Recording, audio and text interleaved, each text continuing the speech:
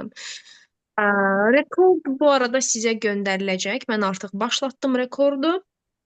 Aha, deməyim odur ki, bizim keyfiyyətli məzmun yaratmaq üçün keçəcəyimiz bəzi addımlar var, atacağımız bəzi addımlar var. Bundan öncə qısaca auditoriyada bəlkə məni tanımayanlar olar deyə burada demək istəyirəm. Özüm haqqında qısa məlumatlar vermək istəyirəm. Gərək bu məlumat cədvəlini də yeniləyim artıq. Mən bu sahədə 4 ildir ki, fəaliyyət göstərirəm. İxtisasım marketinq olmayıb. Mən ali məktəbi oxumuşam IT ixtisası üzrə, lakin ixtisasımda özümü çox xoşbəxt hiss etmədiyim üçün və burada pandemiyanın da biraz təbii ki payı var. Marketinq sahəsi ilə tanış oldum. Elə oldu ki, artıq 4 il, 4 ilə yaxındır ki, bu sahə üzrə fəaliyyət göstərirəm. Hal-hazırda dövlət qurumunda İnnovasiya və Rəqəmsal İnkişaf Agentliyində sosial media və kontent mütəxəssisi olaraq fəaliyyət göstərirəm.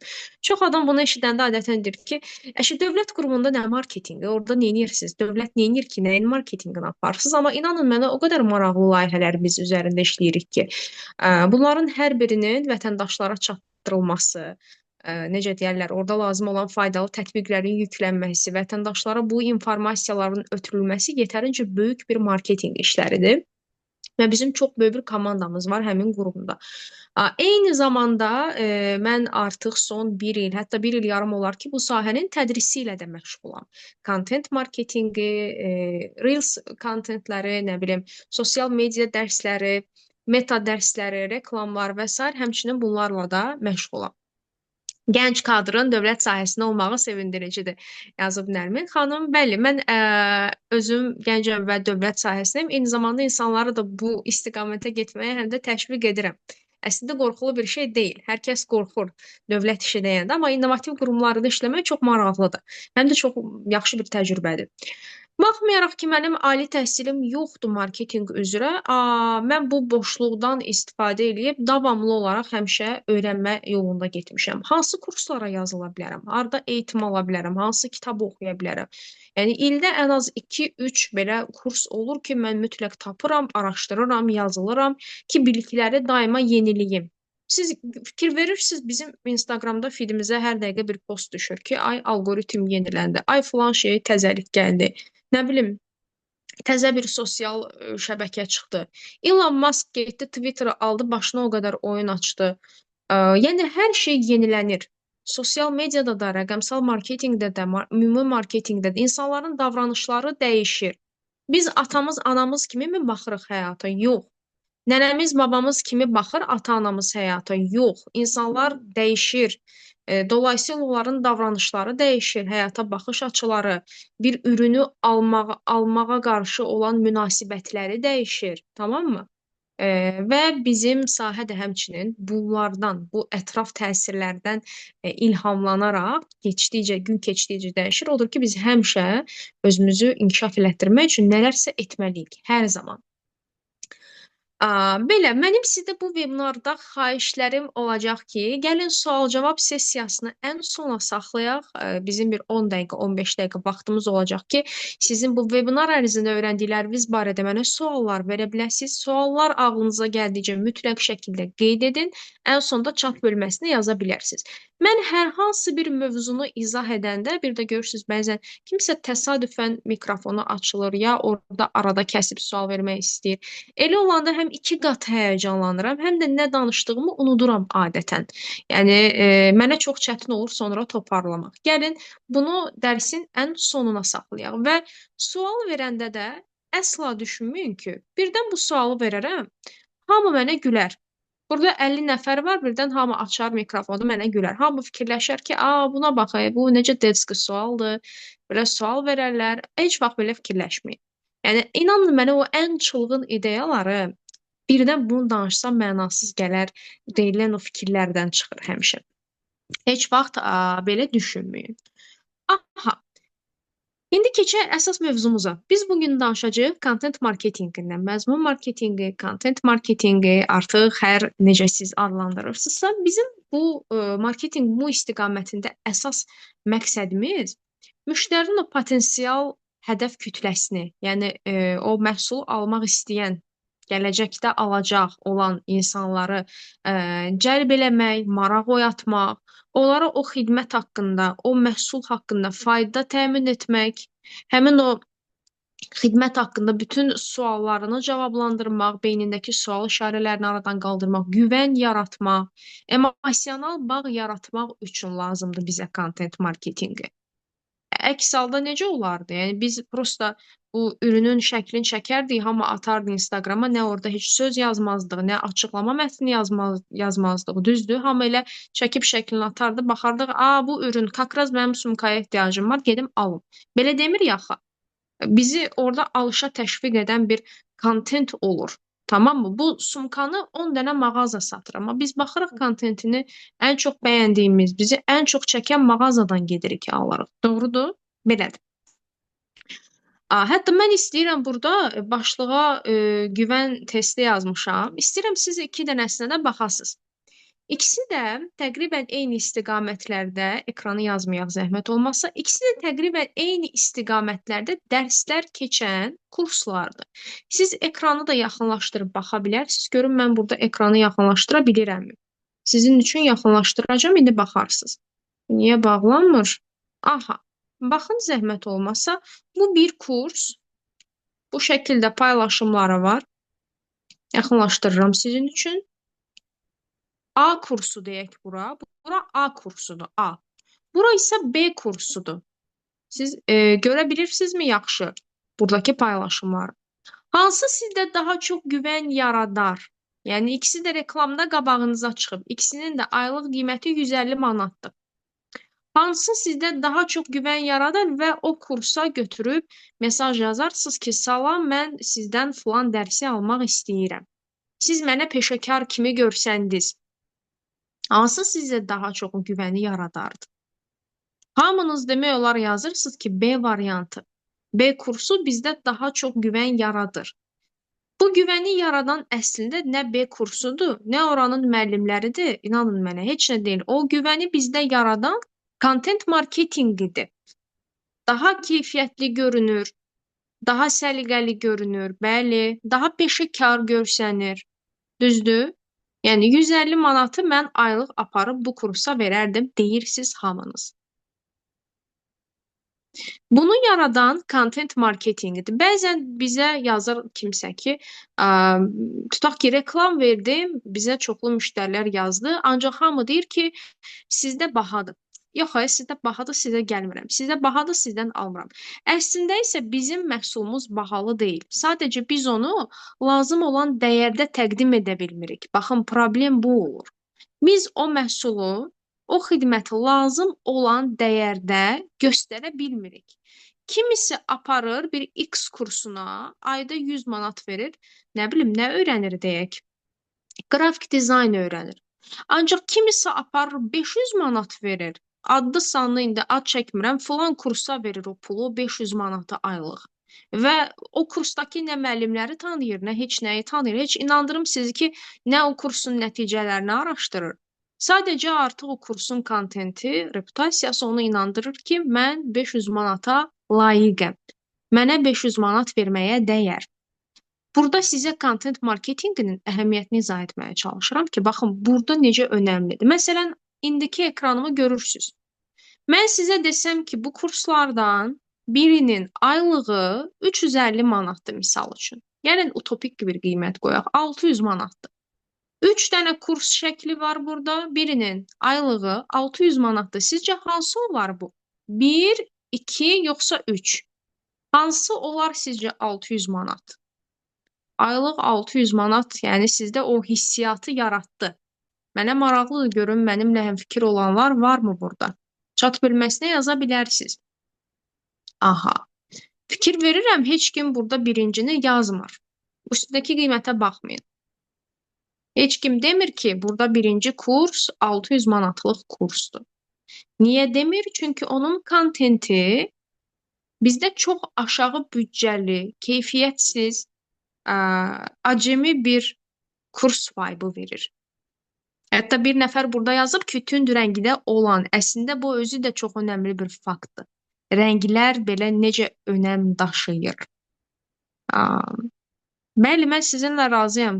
Ən üçüncü, sondakı məzmun bizə çox bahalı hissiyatı verir burdakı kontentlə, seçilən rənglərlə, nə bilim, dizaynı ilə, strukturuyla, üzərindəki yazı ilə, hər şeyi ilə deyir ki, mən 600 manatlıq kursam. Və sonra sizə desəm ki, bunlardan biri 200 manatlıq, biri 400 manatlıq kursdur. 400 manatlıq hansı olardı? Görün burada da mı həmfikir olacağıq biz? Biri 200'dür, biri 400. Və bu ikisindən. Hansı 400 olardı? İndi isə yazırsınız mənə ki, 400'ə olan ikinci olardı. Bəli. Bəli, mən burada da sizlə razıyam. Bizə bu hissiyatı verən content marketingidir. Özünüz də fikir verin qabağınıza çıxanda postlara bundan sonra. İstəyir məhsul olsun, xidmət olsun. Müqayisə eləyin. Deyin, sosial mediaya belə şey kimi yanaşmayın. İstifadəçi kimi uca baxmayın. Mütəxəssis kimi baxın. Özünüzü. Bizim birinci müşahidə eləyəcəyimiz istifadəçi özümüzük. Gəlin özümüzü müşahidə eləyək. Görək ki, biz nə edirik? Biz niyə bunu seçirik? Niyə mənim bugün qabağıma 5 dənə dizayn kursu çıxdı və mən bu 3 dənəsini daha çox bəyəndim? Onların hansı bir sözü, nə bilim, harda nə oldu ki, o məni çəkdi? Qeyd eləyin onu özünüzdə. Falan kurs video qoymuşdu, orada müəllimin danışığı məsələ məni tutdu. Bax, bu özü bir point. Deməli, mən nə vaxtsa bir kursla işləyəndə bunu istifadə edə bilərəm. Sonra məsələn burada yazırlar ki, bəzən qrafik dizayn tədris edən kurslar olur ki, öz kontentləri elə it günündə olur və onlar adam fikirləşir ki, necə başqasına gəlib qrafik dizayn öyrədəcək. Bəli, bəli, bunlar o qədər əhəmiyyətli mövzulardır. İndi gəlin sizə göstərim bu dəfə bir məhsul. İkisində xidmətlə getdik. Burada bir B mağazasına baxın, yaxından göstərirəm. Necə gözəl kuklalardır. Mən çox bəyənirəm belə şeyləri, sizi bilmirəm. Aha, bir də sol tərəfdəkini göstərim. Təqribən eyni məhsuldur. Sadəcə kontentləri fərqlidir. Baxın, zəhmət olmasa. Hansı bahalı görünür? Bahalı deyək də. Bunlardan biri kuklaları 50 manata satır, biri 20 manata.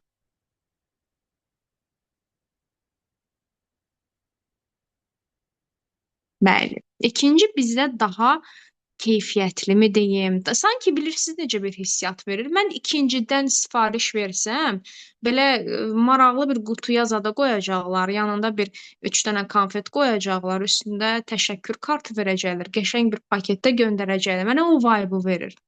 Amma digərində sanki nə bilim bir Bravo kloku ola bilər, nəsə belə adi bir formada qoyacaqlar, verəcəklər ki, götür 20 manata. Düzdür? Bəli, bəli, bəli. İkinci məhsul daha pro görsənir, eynən. Elə deyə bilərik. Bunu bizdə bu hissiyatı yaradan tək şey content marketingidir. Tək şey content marketingidir. Görürsünüz necə əhəmiyyətlidir.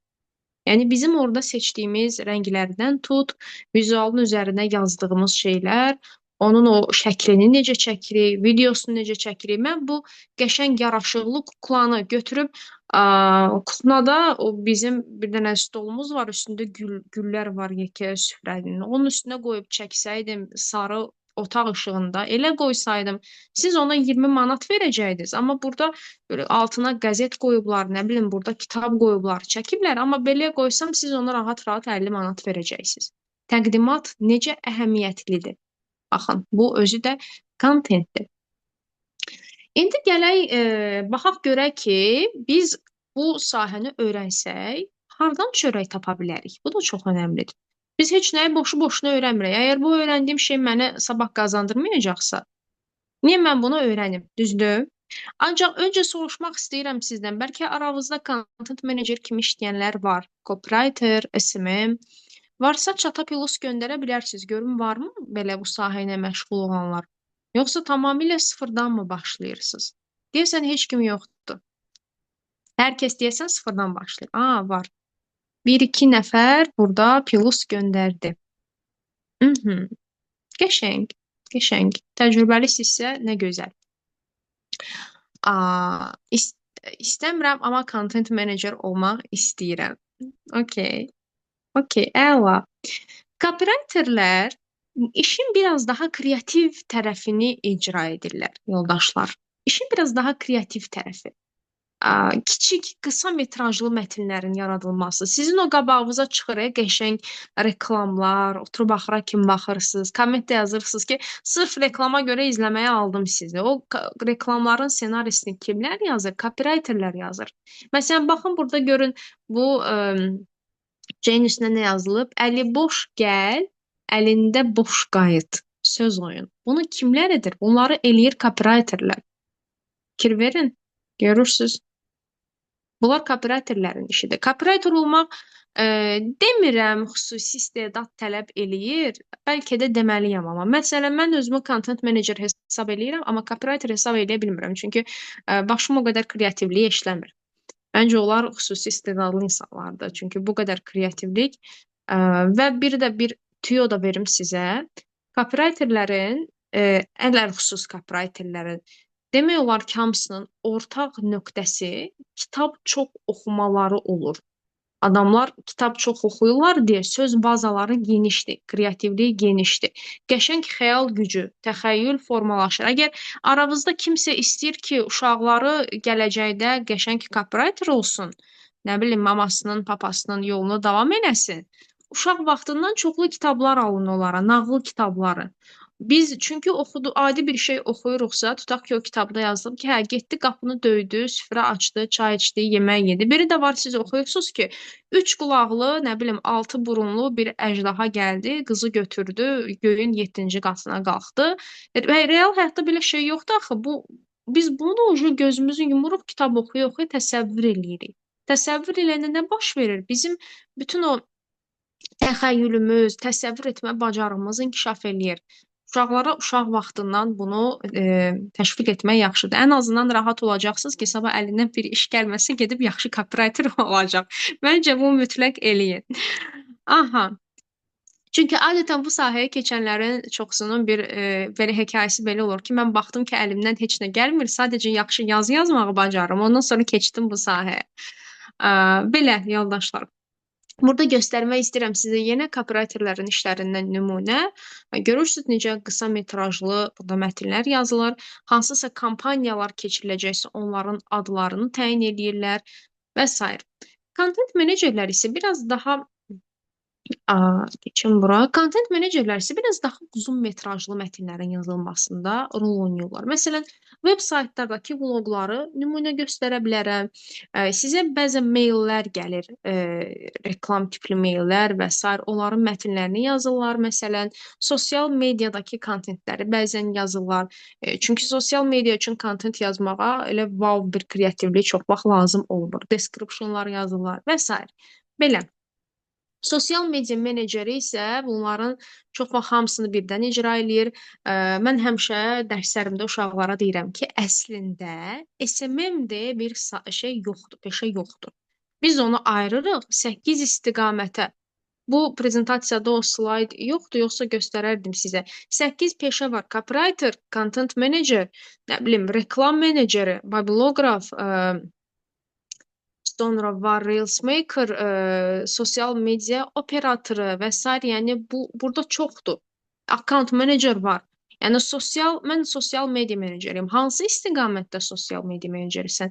O əsas şeyi tapmaq lazımdır, tamammı? Ümumidə qalmayın heç vaxt, çıxın. Konkret bir tərəfini özünüzdə tutun ki, gələcəkdə də o istiqamət üzrə siz inkişaf edə biləsiniz. Söz oyunu bəli, copywriterlər də önəmlidir. Bunların hamısı birlikdə sosial media marketinqi gəlin belə deyək ki, adlanır.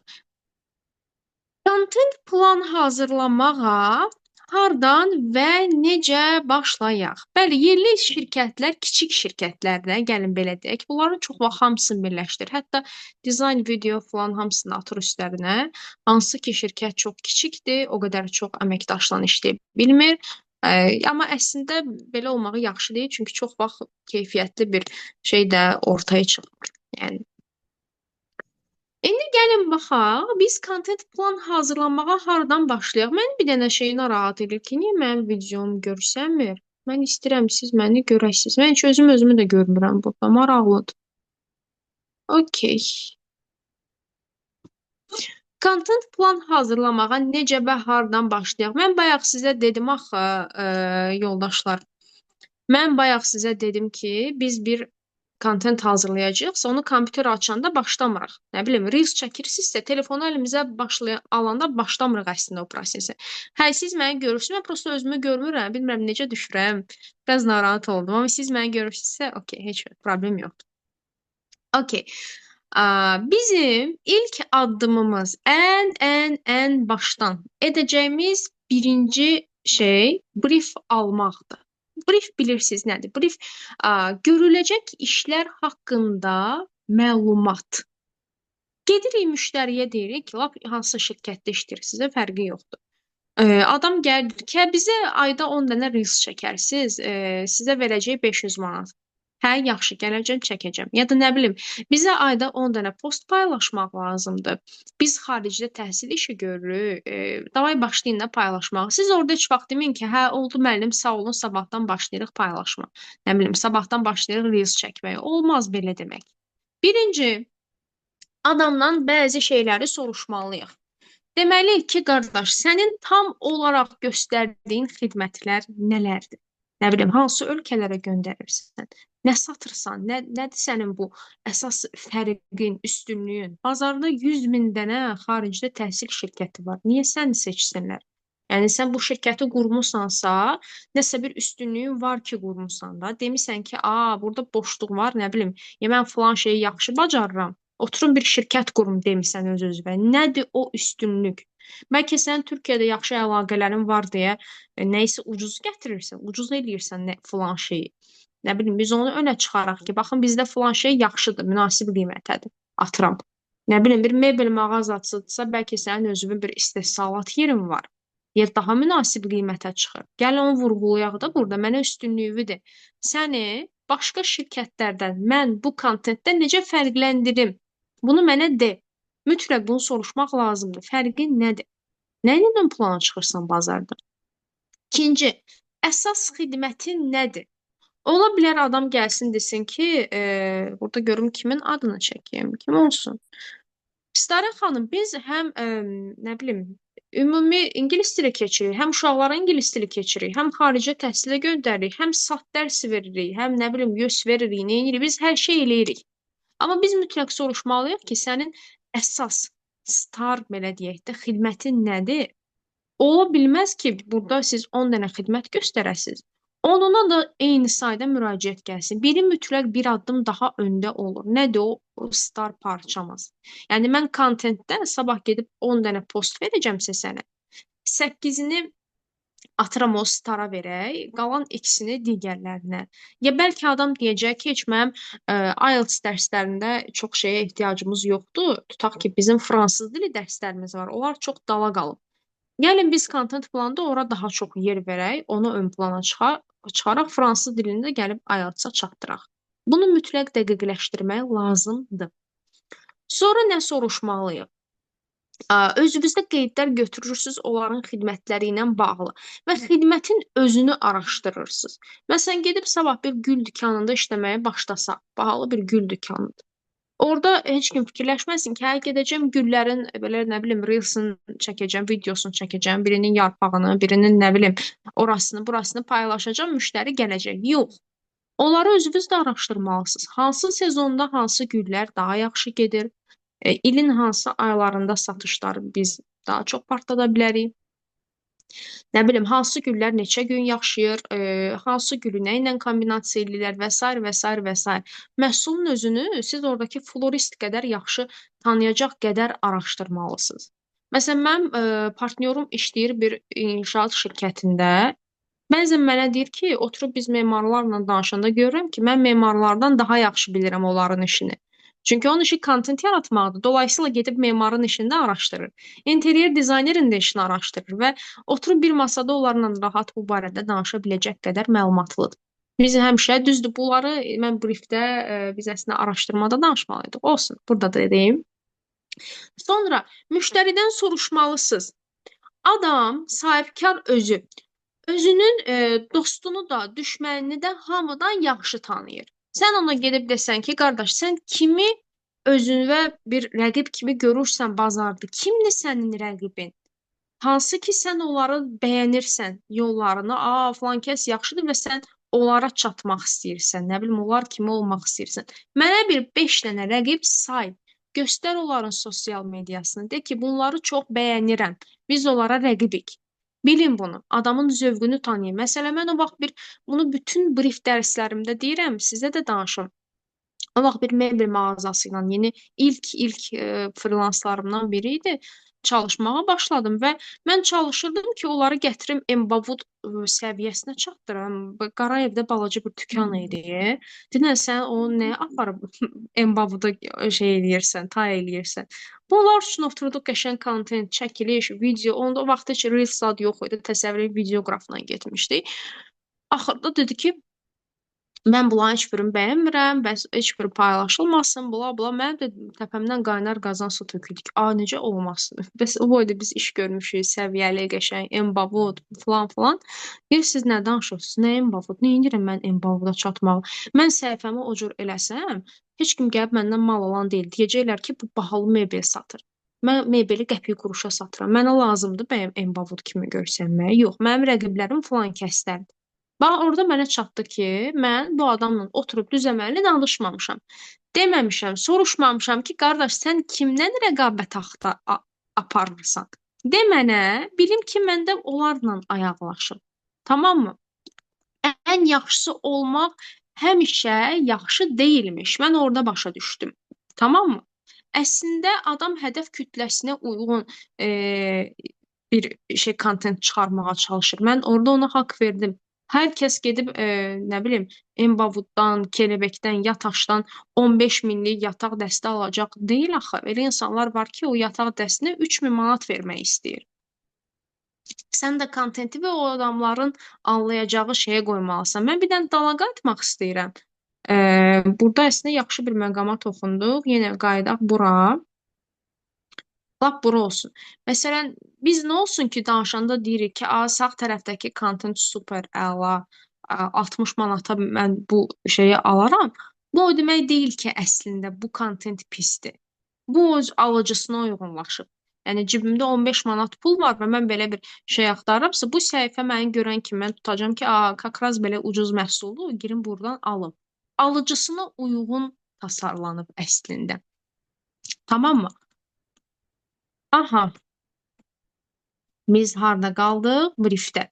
Sonra soruşmalısınız, sən kimləri bəyənmirsən, biz heç vaxt onların nə bilim səviyyəsinə düşməyək deyək, nə deyim, yəni onlar kimi olmayaq, bu adamlar mənim rəqibim deyil, mən onlara bənzəmək istəmirəm, dediyin rəqiblərini mənə say, mütləq bunu istəməliyik, mütləq, yoxsa mənim kimi o bayaqki Embavud məsələsinə dönəcək söhbət. Və təbii ki, sonda bizdən gözləntiləri. Adam bəlkə sənə qədər o xarici təhsil şirkətində, nə bilim, ayda deyək ki, 10 dənə tələbə qeydiyyatdan keçirib. İndi elə bilir ki, indi biz bir yerdə işləyəcəyik və nə bilim, gələcək səndən 30 dənə müştəri. Dünənə qədər ayda 10 dənə müştəri götürürdü. Elə bilir ki, səndən 50 dənə götürəcək. Bu utopik bir gözləntidir. Bu qədər böyük bir fərq olmağı təbii ki, düzgün deyil. Ona görə biz ən başda danışmalıyıq. Soruşun. Deyin ki, nə qədər götürürsünüz? Yəni təqribən aylıq sosial mediadan gələn ortalama müştəri sayı nə qədər? Aha, 10 nəfər. Tamam. Biz bir ayın sonunda gəlin bir KPI qoyaq, bir məqsəd qoyaq qarşımıza. Mən sizə bu ayın sonunda 15 dənə müştəri gətirəcəm. Çünki biz hələ ilk ayda işləyirik. Və siz daima əlaqə saxlayın. Neçə nəfər qeydiyyatdan keçdi, necə oldu? Elə olanda sizə də yaxşı olur, rahat olur işləmək. Bilirsən ki, ayın 15-idir, biz hələ 5 nəfəri qeydiyyatdan keçirmişik, mən daha çox çalışmalıyam, filan şey eləyim, belə eləyim. Məqsədi biləndə işləmək daha rahat olur. Aha, brieflə bağlı hələ ki bunlar, brief əslində çox detallı bir mövzudur. Mənim brieflə bağlı bir dərs videom var, hansı ki, onun uzunluğu 40 dəqiqədir. Təkcə brief mövzusu düşünün, yəni. Çünki biz orada təkcə müştəridən alınan briefdən danışmırıq. Brief eyni zamanda komandaya da ötürülür. Mən gedirəm müştəri ilə bunları danışıram, briefi alıram. Sonra başlayıram onu öz komandama ötürməyə. Dizaynerə bir brief ötürürsüz. Hal-hazırda nümunəni görürsüz ekranda. Fotoqrafa bir brief ötürürsüz. Fotoqrafa brief ötürməyi mən deyərdim ki, heç 90% adam bacarmır. İnanın mənə. Oturub onları tək-tək yazıram mən. Onlar bizim dərslərimizdə var, dərs slaydlarımızda hamısı. Videoqrafa necə brief ötürməlisiniz? Nə bilim, sonra kim influencera necə brief ötürməlisiniz? Bunda da çox adam yanlış şeyə yol verir. Çağırırlar restoran üçün influencer ki, hə qaqa gəl otur ye, heç bir dənə video çək, paylaş bizi. Bu da olur influencer marketinq. Belə olmamalıdır. Detallı brief verilməlidir ki, sən mənə filan şeyləri verməlisən. Mən sənə bu yeyib içməyə görə 800 manat pul verirəm, məsələn. Kontentində də bunları görmək istəyirəm. Nə bilim, bunu öne çıxarmaq istəyirəm. Çox önəmlidir. Hətta burada yazıblar ki, dizayner olaraq ən çətinlik çəkdiyi müştəriyə brifi başa salmaqdır. Çox vaxt brief mövzusu ümumiyyətlə məncə hər kəsin yaralı yeridir. Fikirləşirlər ki, əşi brief zad yoxdur, get nə istəyirsən elə. Ya dizaynerlərin üstünə belə atırlar, amma olmamalıdır. Heç kim fikirləşməsin ki, dizaynerə nəsə bir başlıq verəcəksin, oturub qalanın özü fikirləşəcək. Dizaynerə yaxşı brief vermək lazımdır. Nə bilim, influencera da, fotoqrafa da. Mən sizə bununla bağlı bir təcrübəmi deyim. O vaxt yadıma gəlir ki, mən öz dərslərimə hətta bir dəfə fotoqraf çağırmışdım. İlk dəfə idi ki, belə fotoqrafla şey eləyirdi. Həmişə müştəri nəzarət eləyirdi çünki. Baxdım ki, qız mənim üçün 1 saatın içində, 1 saat da yox, 2 saat elə dərs boyu oturdu orada. Çəkmişdi 100 neçə dənə şəkil və mən o 100 neçə dənə şəklin içindən cəmi 20 dənəsini, 15 dənəsini ya istifadə elədim, ya yox. Ondan sonra artıq mən özümü deyirəm axı, həmişə müşahidə eləyirəm qıraqdan ki, burada nəyi səhv elədim, nə olsaydı daha rahat olardı. Nə fotoqraf orada 2 saat qalmazdı, 15 dəqiqənin içində işini görərdi. Ya da mənə tam istədiyimi verərdi. Bunu sonra bir material halına çevirdim. Brief mövzusuna əlavə elədim. Həmişə müşahidə eləyin özünüzü. Bu birinci addımımız. Bunu eləməsək, müştərinin nə istədiyini bilməsək, verə bilməyəcəyik ona istədiyini. Elə oturub özümüz üçün ancaq ya boş-boş reelslər çəkəcəyik, kontent yazacağıq. Müştəri də başlayacaq çoxlu edit verməyə. Çünki nə istədiyini deməyib bizə. Belə. İkinci bir məsələ, əslində 2 deyil, 2, 3, 4. Nədir? Hədəf kütlə. Ekranın sağ tərəfinə baxırsınız diqqətlə. Mən belə də göstərim sizə. Bu ətirlərdən biri 500 manatdır, biri 200 manatdır, biri isə 30 manatdır. 500, 200 və 30. İndi sizdən soruşmaq istəyirəm. Sizcə bunlardan hansı 500-dür, hansı 200-dür, hansı isə 30 manatlıq ətirdir? Görüm siz fikir maraqlıdır. Yəni sizcə nə düşünürsünüz? Hansı 500 olar, hansı 200 olar, hansı isə 30 manatlıq olar?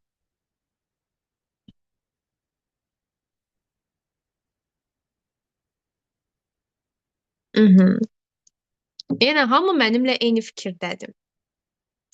Burada qiymətə nə təsir eləyir? Yenə təqdimat. Bəli. Amma biz burada heç bir halda deyə bilmərik ki, tutaq ki, bu üçüncü şey yanlışdır. Məsələn, biz bunu deyə bilmərik. Sabah siz gəlib müştəriyə deyə bilməzsiniz ki, o yanlışdır, gəlin biz oturaq o 30 manatlıq parfümləri bu cür fotoqraf zat çağıraq, belə çəkiliş eləyək. Əslində yox. Niyə? Belədir, çünki bunlar hər biri öz hədəf kütlələrinə uyğunlaşıblar. Heç vaxt fikirləşməyin ki, bir məhsulu ya da xidməti hamıya satmaq olar da, bunun alıcısı onsuz da hamıdır. Heç vaxt elə bir ürün, elə bir xidmət yoxdur ki, onun alıcısı hamı olsun. Parfümdür, onun da müəyyən növləri var. Tutaq ki, bu 500 manatlıq parfümü bir qrup alır, kreditlə 200 manatlıq parfümü bir qrup ala bilər. Bu dördü paketi 30 manata da bir hədəf kütləsi ala bilər. Nə olsun ki, parfüm hamı istifadə edir. Görürsünüz, biz yenə bir hədəf kütləsi elədik. Vizuallıq deməyək ki, burada təqdimat deyək. Çünki onun özü də bir kontentdir. Tamam mı? Aha. Və bayaq dediyim kimi bu məhsul, bu xidmət hamı üçündür demək ən böyük yanlışdır. O vaxt mənim bir aksesuar onlayn mağaza var idi və ilk biznesim idi. 17 yaşım var idi.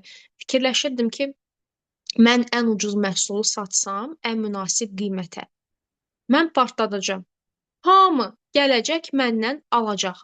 Mən super satacağam, çünki mənim məhsulum hamı üçündür. Mən bu səhvi etdiyim üçün həmin biznesi 3-4 ay gücdən yeritdim və sonra batdı. Niyə? Çünki hədəf kütlə yox idi.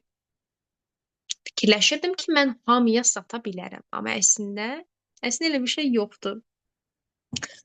Aha, bizim hədəf kütləmizi tanımağımız kömək eləyir ki, biz aktiv paylaşım saatını bilək, hansı platformaya paylaşım etməliyik. Tutaq ki, siz bir əyləncə mərkəzisinizsə, gedib nə bilim, LinkedIn-də aktiv olmağınız sizə bir şey qatmayacaq da. Adam dayı da gedər TikTokda misal üçün aktiv olar. Ya da nə bilim, çox belə ciddi bir konsaltinq şirkətisinizsə, orada TikTokda gedib nə şey eləyəcəksiniz, düzdür. Hədəf kütlə hardadırsa, platformada ora olmalıdır. Hədəf kütlə segmentasiyası öyrədirəm mən uşaqlara dərsdə. Bax, bu çox önəmli bir addımdır. Biz heç vaxt deyə bilmərik ki, nə bilim, burada da nümunələr mən yerləşdirmişdim əslində. Prezentasiyada salmasam belə burada göstərmək istəyərəm sizə. Məsələn bunu göstərim də. Yoxsa o biri idi. Aha, bu olsun elə. Məsələn, baxın, bu bizim dərsdə uşaqlarla işlədiyimiz bir tapşırıqdır. Mən onlara dərsdə deyirəm ki, tutaq ki, həm ev tapşırığı olur, həm də dərsdə deyirəm ki, gəlin birlikdə dərsdə oturaq. Falan bir tur şirkəti üçün hədəf kütlə segmentasiyası eləyək. Onlar da oturub mənimlə birlikdə yazırlar. Segmentasiya bilirsiniz nədir? Qruplara ayırmaq. İndi mənə deyə bilərsiniz ki, tur şirkətində hamı səyahətə gedir. Amma elə deyil. Kimlər gedir? Biz onu ayırırıq. Balay üçün gedənlər, tarixi səyahət, yəni passiv istirahət sevənlər, əyləncə, aktivlik sevənlər, nə bilim, sağlamlıq üçün gedənlər ola bilər, korporativ turlar lazım olanlar ola bilər, ailəvi istirahət deyə bilərik, nə bilim, bəlkə sırf təhsillə bağlı tələbələr, ekoturizm. Görürsünüz, biz neçə dənə qrupa ayırdıq ümumi hədəf kütləni. Həmişə mən bunu reklam dərslərində də, kontent dərslərində də deyirəm ki, mütləq şəkildə hədəf kütləni segmentlərə ayırın. Ayırın ki, daha rahat iş görə biləsiniz. Sonra bilirsiniz nə baş verir? Burada bizim çox üzr istəyirəm. Üçüncü addımımızda biz danışırıq ağrı nöqtələrindən. Segmentasiya edirik və sonra hər bir segmentin ağrı nöqtələri, bu adamın bu xidmətlə bağlı problemi nədir? Məsələn, duxu alır. Nə ola bilər? Qalıcılıq ola bilər, nə bilim, orada cildi tahriş etməsi ola bilər, allergiyası ola bilər, şirin qoxudur, qoxudur. Mənim çox ətirlərdən başım çıxmır deyə bilməyəcəm. Bunları müəyyənləşdir ki, bu adamın bu məhsulla bağlı problemi nədir? Və biz kontentimizdə başlayırıq o sualların cavabını ona verməyə. Yaxşımı? O problemini həll edirik. O ağrı nöqtəsinə toxunuruq ki, bax, mən bilirəm sənin bu şeylə bağlı problemi var. Biz burada bunu belə həll eləyəcəyik. Qaydasına qoyacağıq. Tamam mı? Ağrı nöqtələrini tapırıq. Mən həmişə uşaqlara hətta bu işi asanlaşdırmaq üçün xüsusi bir suallar siyahımız olur. Biz onu verirəm ki, bu sualları özünüzə verərək rahat o problemləri tapıb kontent hazırlaya bilərsiniz. Belə. Və az öncə də dediyim kimi, hər sosial şəbəkədə öz auditoriyası var. Yəni, məcbur deyil ki, siz bütün platformalarda çox aktiv olasınız. Sizin auditoriyanız daha çox hardadırsa, ora fokusu çoxaldı. Digərlərində də ola bilər, amma əsas auditoriya hardadırsa, fokusumuzu əsas ora verməliyik. Ağrı nöqtələri, yəni püf nöqtələri yox. Ağrı, yəni, məsələn, tutaq ki, adam nəyə deyək gedəcək? Adam məsələn diş həkiminə gedən birinin ağrı nöqtəsi nə ola bilər? Orada sterilizasiya yaxşı olsun, həkim savadlı həkim olsun misal üçün, ağrıtmasın onun, proses çox uzanmasın və s. Eynən. Aha. İndi gəlirəm. Bu neçənci addımımız olacaq bizim? 3, 4, 5. Beşinci addımımız marka kimliyi. Bundan danışmamışdan öncə hər kəs full diqqət ekranın sağ tərəfinə. Böyüdürəm ekranımı. Hər kəs full diqqət. Sizcə bu poster hansı mağazanın, hansı şirkətin posteridir? Görüm tapa biləcəksinizmi? Siz tapana qədər mən də bir stəkan su içim, çünki artıq danışa bilmirəm, boğazım qıcıqlanır. Gəlirəm indi.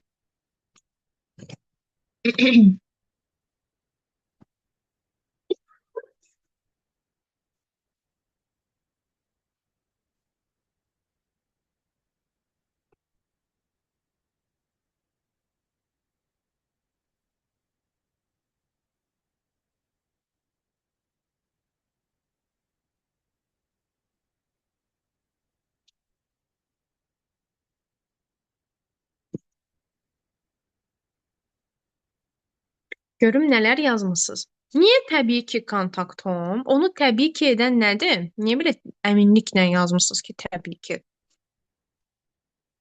Hətta hamınız yazmısınız.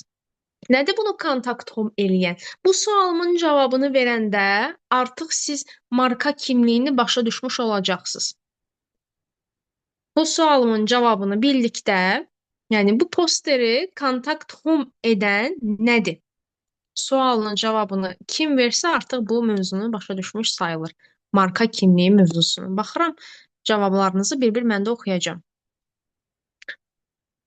Aha, ağ, qırmızı rəng. Demək ki, aha, burada kontaktın rəng tonlarını tuturuq. 1. Fontlar, yazı fontu 2. Aha, burada yazıblar ki, gülücük işarəsi. Yes, onların belə deyək də simvolu 3. Bəli, bəli, bəli, mən sizinlə razıyam. İndi isə ekranımı kiçildirəm. Marka kimliyi brendin identifikasiyası deyirlər. Yəni bir növ şəxsiyyət vəsiqəsi kimi bir şeydir. Yəni müştərinin zehnində kontakt home deyəndə gözü yumulu belə olsa hamı deyəcək qırmızı rəng, gülən üz, yumru şriftlər, bunlar hamısı gələcək sizin ağlınıza.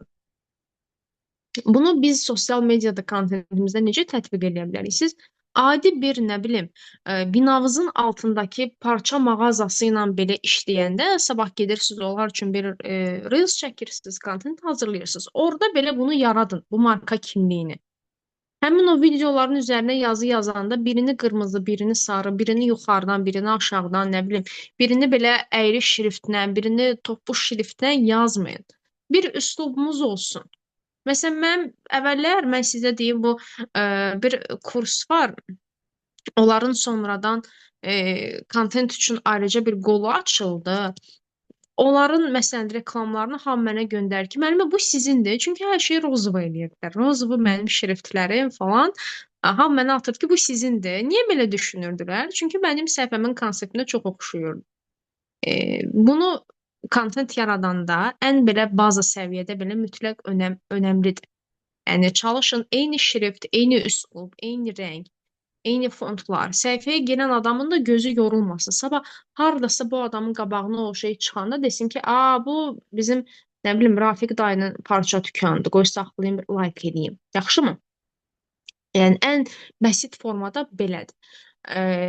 Və biz təbii ki, oradakı indi kiçik parça mağazasından getmir söhbət. Böyük şirkətlərdə bunu təsadüfi seçmirik. Mütləq bir mənası olur. Orada seçilən rəngin də bir mənası var, o şriftin də bir mənası olur. Hamısının bir mənası olur. Qısaca desək, marka kimliyi biz müştəriyə necə görünmək istəyirik? Baxın, bunu bildirir. Bizə müştərinin ağlında necə canlanırıq, bunu göstərir. Marka kimliyinin bir dənə də ünsürü var. Biz buna tone of voice deyirik. Mən burada çox detallı izah etməyəcəm, çünki biraz çətin mövzudur. Amma qısaca onu sizə deyim ki, kontent yaradanda istəyir Rafiq dayının parça dükanı olsun, istəyir sabah gedin Azərsildə işləyin, nə bilim Azalda işləyin, fərqi yoxdur. Kontentin birində izləyiciyə sən deyib müraciət eləyib. Növbəti postda siz demək çox böyük bir yanlışdır. Təsəvvür edin, yazırsınız ki, durun, gəlin, bizim parçaları alın. Bizim parçalar sizin əynivizə gözəl yaraşacaq. İkinci bir post paylaşırıq sabah. Orada da yazırıq ki, sən hələ də bizim parçaların, nə bilim, parça mağazamıza gəlməmisən. Dur gəl, biz burada səni gözləyirik, səni gözləyirik. Olmaz.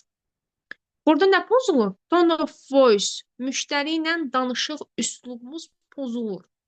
Ya konkret müştəriyə sən deyib müraciət edirsiniz kontentdə, ya da siz deyib müraciət edirsiniz. Bunlardan ikisindən biri olmalıdır. Ya da biz əgər həmişə belə ciddi bir tonda gediriksə, 3 post, 5 post, 6-cı postda o belə dəxlisiz bir yumor paylaşmağımız bizim tone of voice-umuzu pozur. Tamam mı? Belə şeylərə çox diqqət edin. Ən azından baxın, ən baza deyirəm, amma basic. Heç olmasa sən, siz məsələsi burada ağlınızdan çıxmasın. Bunu həmişə mən dərsdə uşaqlara da deyirəm, kontentlə bağlı tapşırıqları yoxlayanda mütləq birinci ona fikir verirəm, artıq özləri də bilirlər. Dərsdə də işləyəndə həmişə ona diqqət edirik. Marka kimliyi, tone of voice çox önəmlidir. Və bizim 6-cı addımımız bu mənim ideya bankı, mənim özümün yaratdığım bir belə deyək də başlıqdır. Hardasa gedib araşdırma zad eləsəz, ideya bankı deyə bir termin yoxdur əslində. Mənim uydurduğum bir şeydir. Bu mənim uydurduğum bir şeydir və bizə çox kömək edən bir şeydir.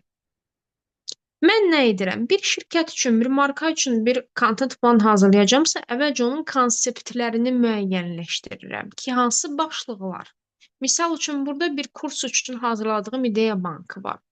Məsələn, burada nə olsun? Deyək ki, bir dənə başlıq qoymuşam, müəllimə sualım var başlığı. Deməli, mən həftədə bir dənə bir müəllimi çəkirəm qırağa, biri tutaq ki, dizayn müəllimi. Deyirəm ki, müəllim, sizi video çəkəcəm, orada sual verəcəm ki, bəs dizayn öyrənmək üçün kreativlik lazımdır. Siz bu suala cavab verərsiniz.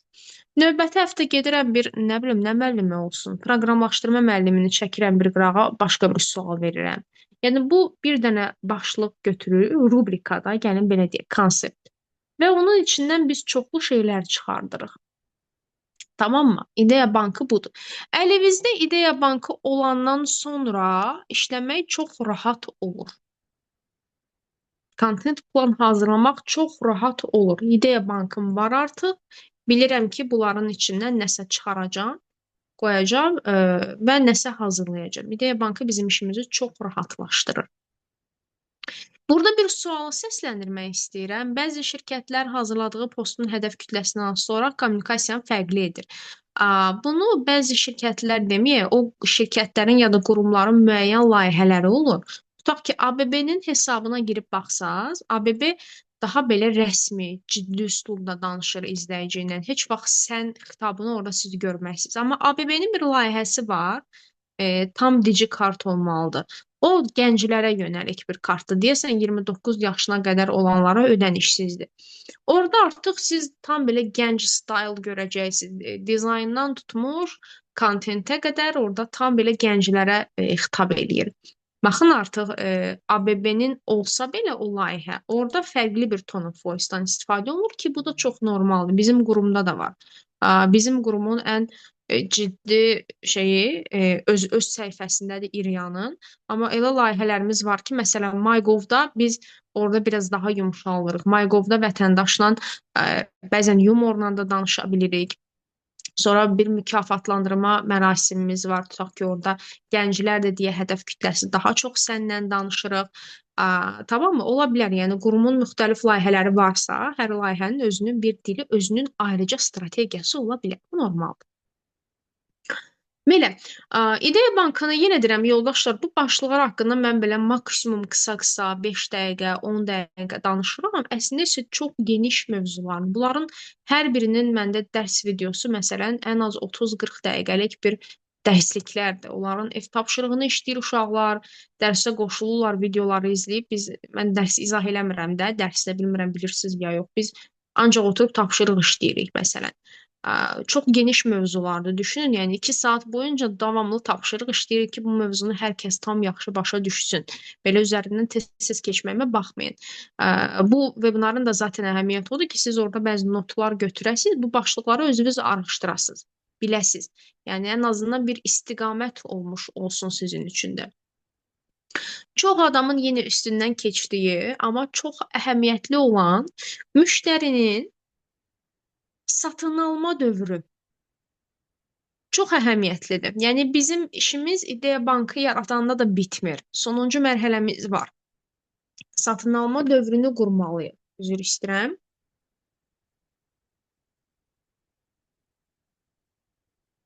Aha. İnsanlar birinci bizi tanıyır. Hardasa bir tanıtım videosu görürlər ya kimdənsə danışanda eşidirik ki, falan yerdə, nə bilim, Ağ şəhərdə çox qəşəng bir sushi restoranı var, ay qız. Bir dəfə gedək ora. Hansı restoranda elə? Girib baxırıq Instagramda tapırıq. Ya da həmin o sushi restoranının bir tanıtım videosu çıxır qabağımıza. Bir dəfə, iki dəfə, üç dəfə, dördüncü reklamda уже başlayırıq follow eləmək. Ya bu nə deyə bezdirdi. Bir girim baxım görüm nə var orada. İzləməyə aldıq. Biz artıq neçənci mərhələdəyik? Birinci mərhələdəyik artıq. Tanıtım oldu. Sonra səhifəni izləməyə alandan sonra qabağımıza postları çıxır. Biz nə bilim nəyəsə bir plus atırıq ya da orada bir kontentdə bizdən soruşur ki, siz Philadelphia xoşlayırsınız yoxsa Kaliforniya sushi? Yazırsınız kommentdə ki, məncə Philadelphia hamısını döyər. Nə oldu? Biz orada bir aktivlik etdik. Ya da nəsə maraqlı bir set görürsünüz, aşağısına kommentə yazırsınız ki, salam qiymət.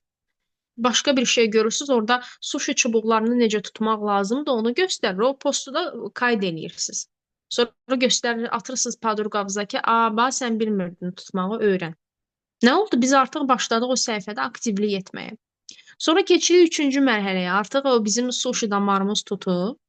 Eyni vaxtda 3 dənə də restoran izləməyə almışıq. Birini izləyən kimi hamısının reklamı çıxıraq qabağımıza. Üçünü izləməyə almışıq. İndi artıq müqayisə periodundayam mən. Baxım görüm hansı restoran məni çox çəkəcək.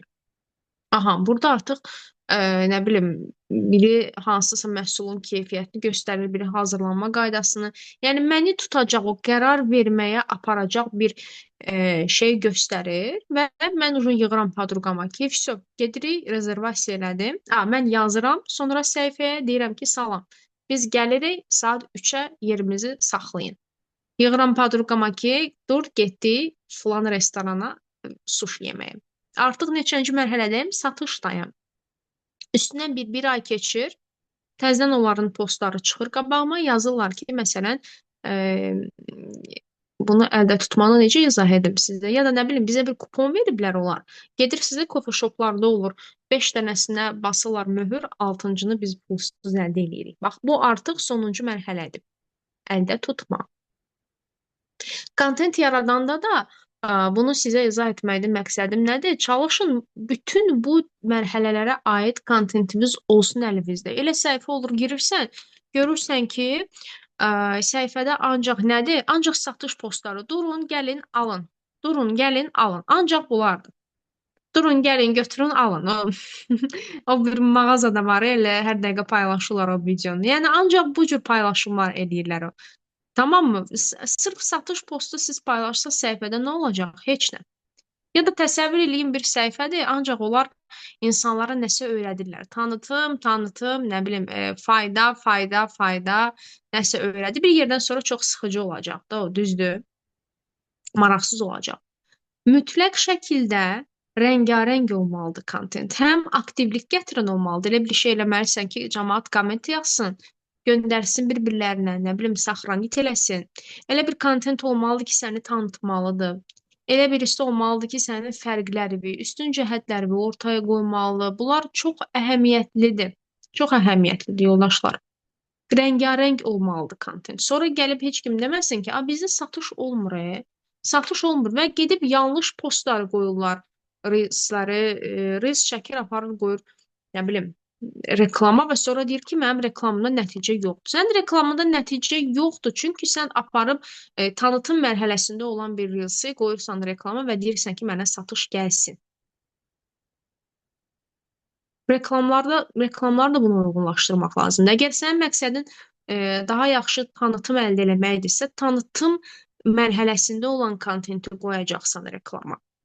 Tamam mı? Əgər satış əldə eləməkdirsə, satış mərhələsində olanı qoyacaqsan reklama. Bunları bilməyimiz çox əhəmiyyətlidir. Yəni Buyer Journey mən deyərdim ki, content marketinqi mövzularının arasında uşaqların həmişə ən çətinlik çəkdiyi mövzulardan biridir. Mən sırf bu mövzu üçün 4-5 dənə test hazırlamışam. Təsəvvür eləyin, biz həm onları evdə işləyirik, həm gəlirik, dərsdə işləyirik, həm şifahi sual-cavab eləyirəm ki, artıq tam şəkildə otursun uşaqlara, dinləyicilərə.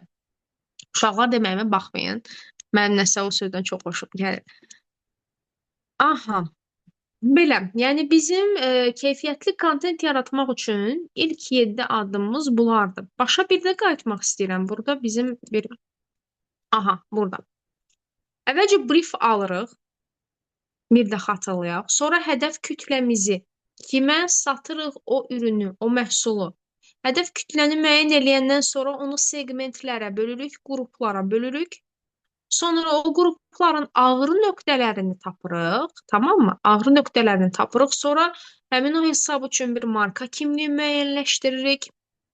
Tone of voice müəyyənləşdiririk. Sonra başlayırıq araşdırma perioduna. Araşdırma periodu da bu hər tərəfli olmalıdır ya. Bayaq da dediyim kimi siz gedirsiniz bir gül dükanı ilə işləyirsiniz. Hər halda biz hamımız sadə insanlarıq da oturub bütün gün güllərin, çiçəklərin, nə bilim, nəyinisə araşdırmırıq da. Əgər o mağazaya gedib işləyəcəksə mütləq bilməliyik. Ya da nə bilim gedib Rafiq dayının parça mağazasına bayaq deyirəm işləyiriksə, parçalardan da yaxşı başımız çıxmalıdır ki, ona aid bir kontent hazırlaya bilək. Mütləq.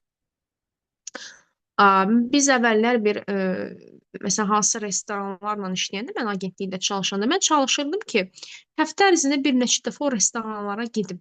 Qıraqda sakitcə otururdum. Bəzən kassaya tərəf, nə bilim, bəzən tam restoranın ortasında görürüm insanlar ən çox necə davranışlar sərgiləyirlər. Gün ərzində ən çox nə sifariş gəlir? Sifarişlərini gözləyənə qədər nələr eləyirlər? Ödəniş vaxtı necə olur? Məsələn, neçə nəfər gəlirlər? Rəfiqəsi ilə çox gəlir adam bura, tutaq ki, dostu ilə gəlir, ailəsi ilə gəlir, müşahidə. Araşdırma çox önəmlidir. Sonra da çıxıram restorandan çölə, baxıram ki, bu restoranın ətrafında nələr var? Buradan insanlar nə məqsədlə keçirlər bu restoranın yanından? Niyə burada bunun qabağındakı binada bu qədər maşın saxlayıblar? Baxıram ən çox hansı marka avtomobillərdir? Jiquli-dir hamısı, yoxsa nə bilim Mercedes-dir, bahalı Mercedes-lərdir. Kimlər var bu səmtdə ən çox? Bunlar çox önəmlidir. Yəni kontent hazırlamaq sadəcə dediyim kimi əlimə telefon aldım, getdim restoranda Sezarı çəkdim, paylaşdım deyil. Çox əhəmiyyətli burada bizim addımlarımız var. Araşdırma mərhələsi ki, ən əhəmiyyətlisidir. Mən sırf bu məsələyə görə hətta bizim ilk dərsimizdə tələbələrə verdiyim tapşırıq bu olur ki, gedin araşdırma edin. Onlara bir mövzu verirəm, bəzi addımlar paylaşıram, nə bilim bir şirkət verirəm ki, gedin onun üçün filan suallarıma cavab tapın mənim, araşdırma edin. Mənim o qədər ilə tələbələrim olub ki, sırf o araşdırmanı yaxşı bacardıqları üçün çox rahat iş tapıblar. İndi çünki müsahibələrdə də heç kimə CV atan kimi salam, dur gəl müsahibəyə demir. Tapşırıqlar göndərirlər ki, bizim üçün filan tapşırığı işləyin, göndərin. Bəyənsək sizi müsahibəyə çağıracağıq. Bax, o tapşırıqları qəşəng hazırlaşmaq lazımdır. O tapşırıqların kökü keçər araşdırmadan. Tamam mı? Sonra artıq biz hər şey tamamladıqdan sonra ideya bankı hazırlayırıq. Bayaq dediyim ki, bu konseptlərdir. Sonra Buyer Journey metoduna görə strategiya qururuq və artıq ən sonda əlimizə telefonu alırıq, çəkirik o Reels-ı, çünki bilirik nə çəkəcəyik, bilirik nə üçün çəkirik, kimin üçün çəkirik, nə əldə etmək istəyirik bu Reels-dən. Bunu biləndən sonra da işlər çox rahat gedir. Belə. Mənə elə gəlir ki, artıq biz bu 7 addımı burada izah etdim. Görüm sonuncu nəsə qaldı mı? Məncə qalmadı. Amma mən sizə hazır versiyasını göstərim. Bu bizim post planın artıq hazır versiyadır. Hər şey oldu. Biz dizayneri brief verdik. Paylaşım gəldi. Post plan da bu şəkildə görsənir. Belə. İndi suallarınızı oxumaq istəyirəm. Təbii ki, mövzumuzla əlaqəli. Çünki çox vaxt kontentlə bağlı nəsə yazırıq biz, amma suallar gəlir daha çox, nə bilim, kimsə reklamla bağlı nəsə soruşur və s. Mövzuya aid maraqlı suallarınızı gözləyirəm.